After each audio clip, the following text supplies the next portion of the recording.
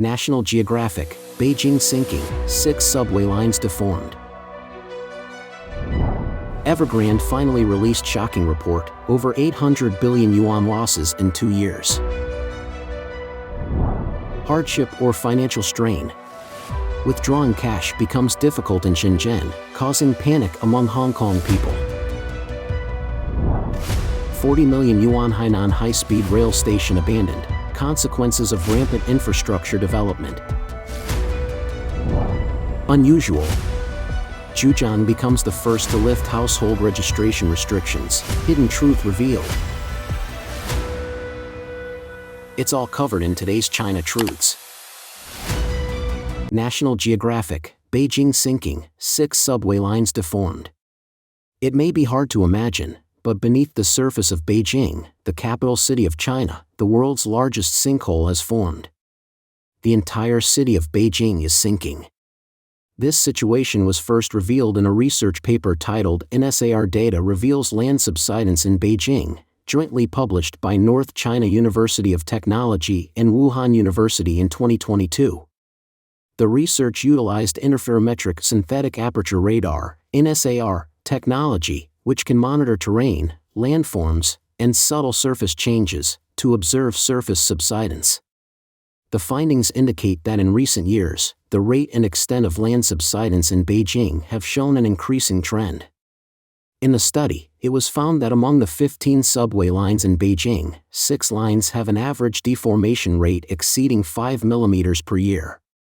The Line 8 extension of Line 1 has an average deformation rate of 22.5 mm per year. Line 6 and Line 7 have maximum deformation rates of 70.4 mm per year and 115.1 mm per year, respectively. The Hangzhou subway station in Chaoyang district is located in the area with the highest deformation, particularly in the severely affected Zhejiang area, which has experienced a subsidence of 0.34 meters.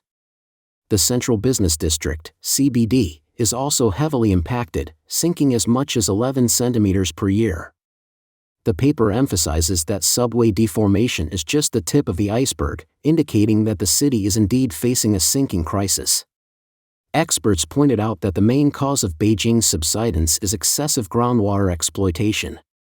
As previously reported, China Daily has stated that the groundwater in the North China region, including Beijing, Tianjin, Hebei, Shaanxi, and Inner Mongolia, has been over-extracted by at least 120 billion cubic meters, equivalent to the volume of 200 Yangtze lakes.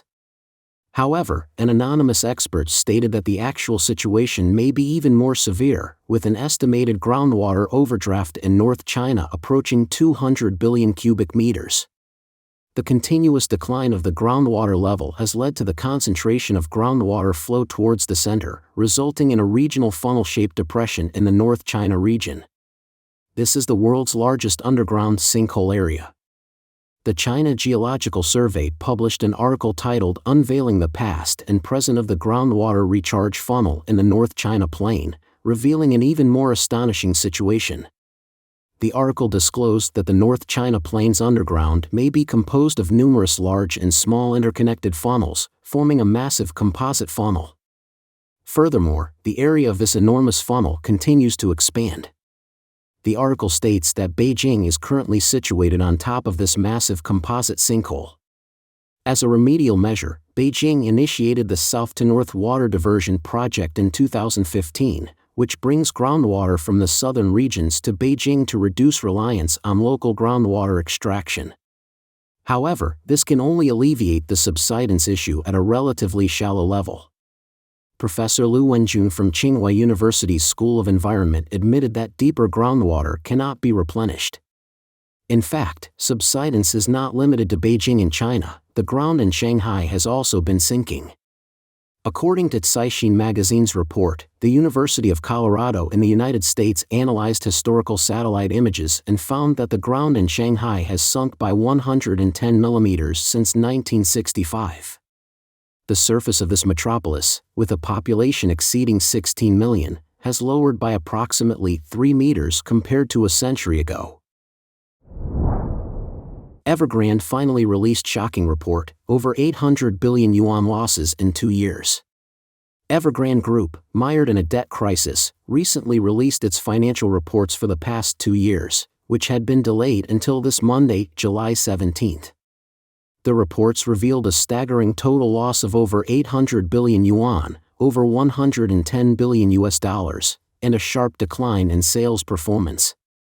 This news quickly soared to second place on Baidu's hot search list, causing a sensation in the industry. The reports also showed that, as of December 31 last year, Evergrande's total assets were approximately 1.8 trillion yuan, and total debt was about 2.4 trillion yuan, a 23% increase compared to 2020. For the years 2021 and 2022, Evergrande's sales performance was 443 billion yuan and 31.7 billion yuan, respectively, a sharp drop compared to the 723 billion yuan in sales in 2020. Since March 21 last year, Evergrande, listed in Hong Kong, has been suspended from trading. According to relevant documents, the company will continue to be suspended from trading until further notice. If the company's stock remains suspended for 18 consecutive months, it will face the risk of delisting. In addition, on July 17, Evergrande issued the latest announcement regarding the overseas debt restructuring, stating that it will seek orders for 2 separate meetings for Group A debt and Group C debt creditors in connection with the proposed arrangements in Hong Kong. The hearings are scheduled to take place at the High Court of the Hong Kong Special Administrative Region at 11:30 a.m. on July 24, 2023. The announcement mentioned that on July 14 this year, the company sent a concise notification to Evergrande's agreement arrangement creditors, including those in Hong Kong, regarding the hearings. The letter has been distributed to the creditors through the settlement system and posted on the trading website. Hardship or financial strain. Withdrawing cash becomes difficult in Shenzhen, causing panic among Hong Kong people. After the resumption of cross-border travel between China and Hong Kong in mid-February this year, a large number of Hong Kong residents rushed to Shenzhen banks, particularly the Bank of China, Construction Bank, and Industrial and Commercial Bank in Shenzhen's Luohu district, to withdraw their deposits. Radio Free Asia reported that these banks were crowded with people waiting to unfreeze their accounts and withdraw money, with the majority being Hong Kong residents. However, the withdrawal process has been extremely difficult. Notably, the banks have several security guards stationed outside, equipped with batons and shields. Depositors must queue up to withdraw money and are not allowed to enter freely. For instance, Bank of China explicitly stated on their notice board that the estimated waiting time in the queue is 4 to 5 hours, and booking in advance at least 1 day for withdrawals of over 200,000 yuan, approximately $28,000. However, in practice, each bank and its branches have different requirements.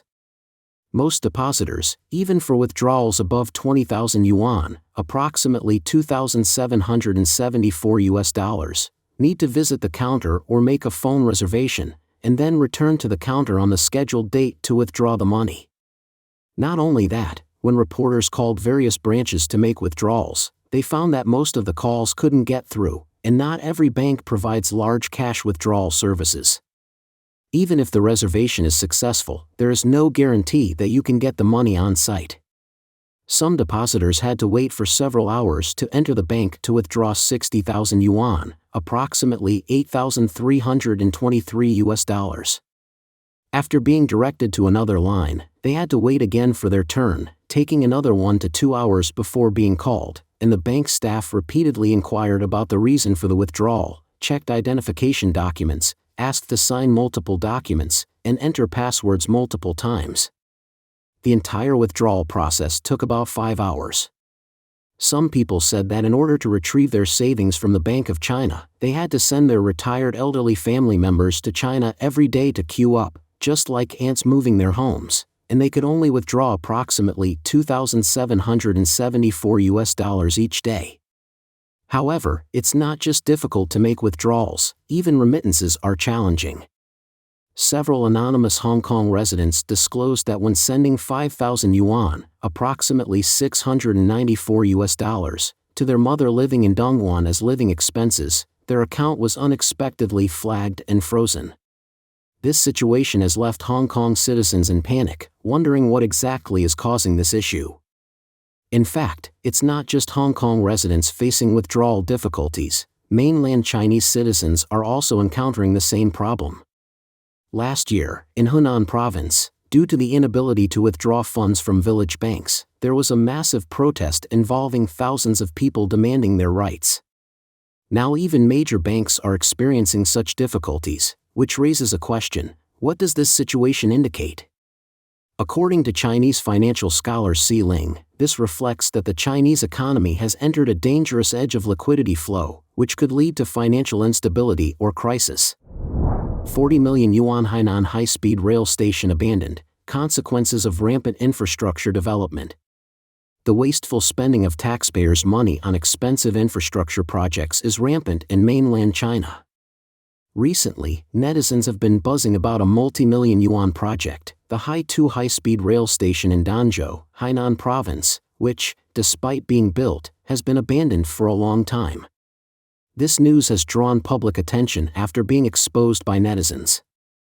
According to reports from local media in Hainan in previous years, the Haitu station of the Hainan Ring high-speed rail is situated in the eastern area of Haitu town, with a total investment of over 41.59 million yuan, approximately $5.8 million. The export route spans 953.14 meters, and the station square covers an area of approximately 370 mu, approximately 247,000 square meters. The building area measures 1989.35 square meters, featuring a structure consisting of reinforced concrete frame and steel mesh roof, with a capacity to accommodate up to 400 people. Despite the opening of the western section of the Hainan Ring high-speed rail on December 30, 2015, which saw the operation of the Yintan and Beijing high-speed rail stations in Danzhou, the Haitu station has remained unused. On July 17, an article published on WeChat revealed that a netizen had left a message on a certain official website's leadership message board on the 12th of this month, inquiring about any recent progress in the opening of the Haitu station and whether there were any specific work arrangements and target completion dates. 2 days later, the Development and Reform Commission of Hainan Province responded, stating that the Railway Department believes the main reason for the non-operation of Haitu Station is the insufficient daily passenger flow, and that the Railway Department would suffer significant losses if it were to open and operate, up to 5 million yuan, approximately $694,000. The above news quickly gained attention in social media communities, and netizens started questioning, if there's no passenger flow, why are they saying it now? How is the construction assessment approved? This will only lead to debt. How will they repay it? The heated discussion among netizens caught the attention of the media, and some media outlets began to follow up on the situation, reporting and initiating discussions on the matter. According to Jiemian News on July 18, it was pointed out that similar situations to Haitu high-speed rail station exist in many other provinces and cities, highlighting significant problems of rampant infrastructure development. Over the past 2 years, many provinces in the central and western regions have pursued the so-called high-speed rail access to every city or even the goal of airport access to every county by 2030.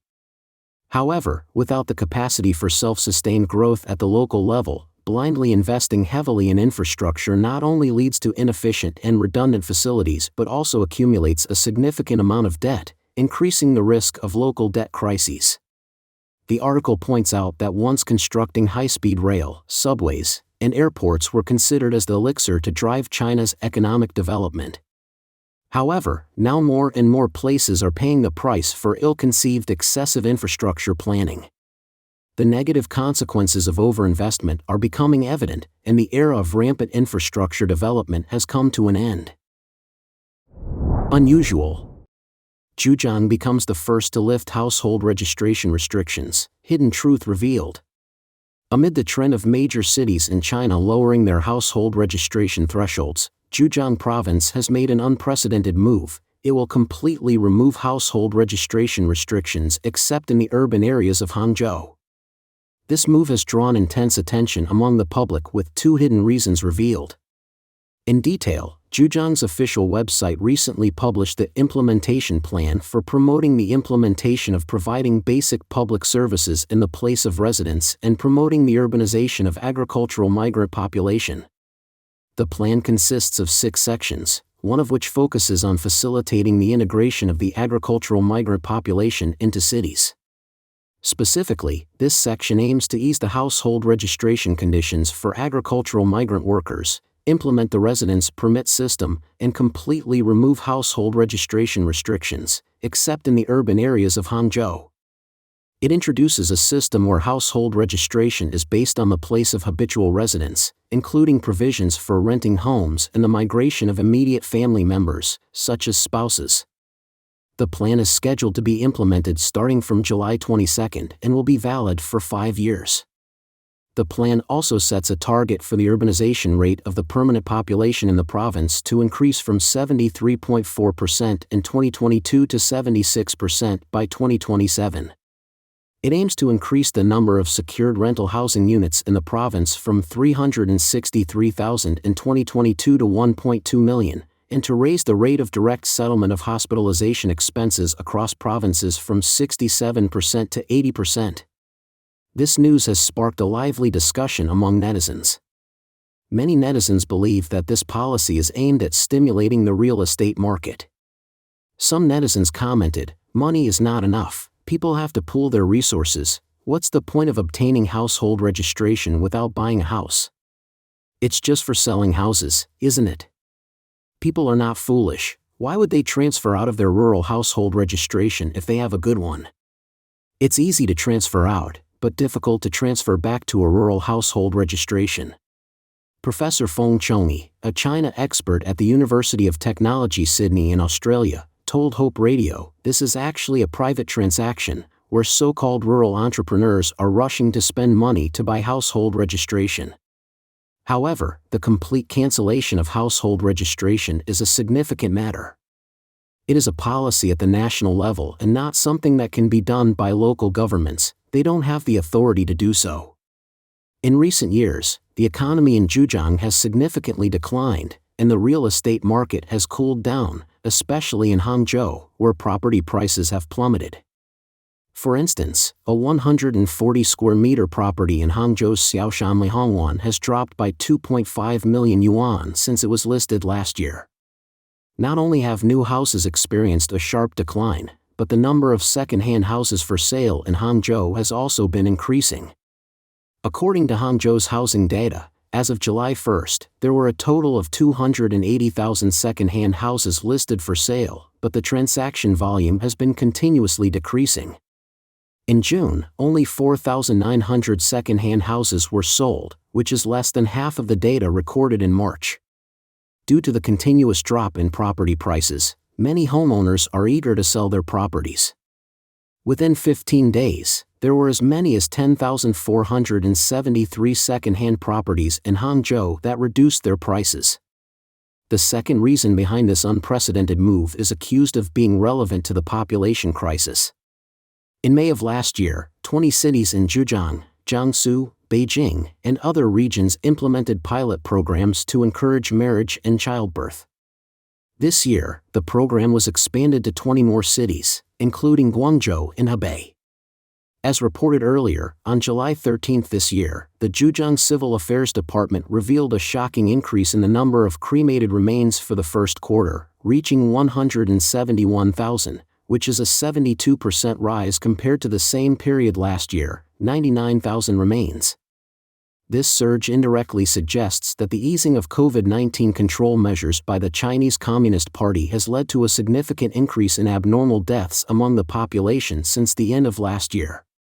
It's worth noting that the Zhejiang Civil Affairs Department has deleted the original information released. Professor Feng Chongyi stated that the CCP authorities have continued to conceal the true extent of the epidemic, destroy and manipulate case data, eradicating these truths in the most basic records. This regime is extremely evil and deliberately committing crimes. Don't forget to comment in the section below to share your opinions on today's topic with us. Make sure to like and subscribe to see more interesting topics from China Truths.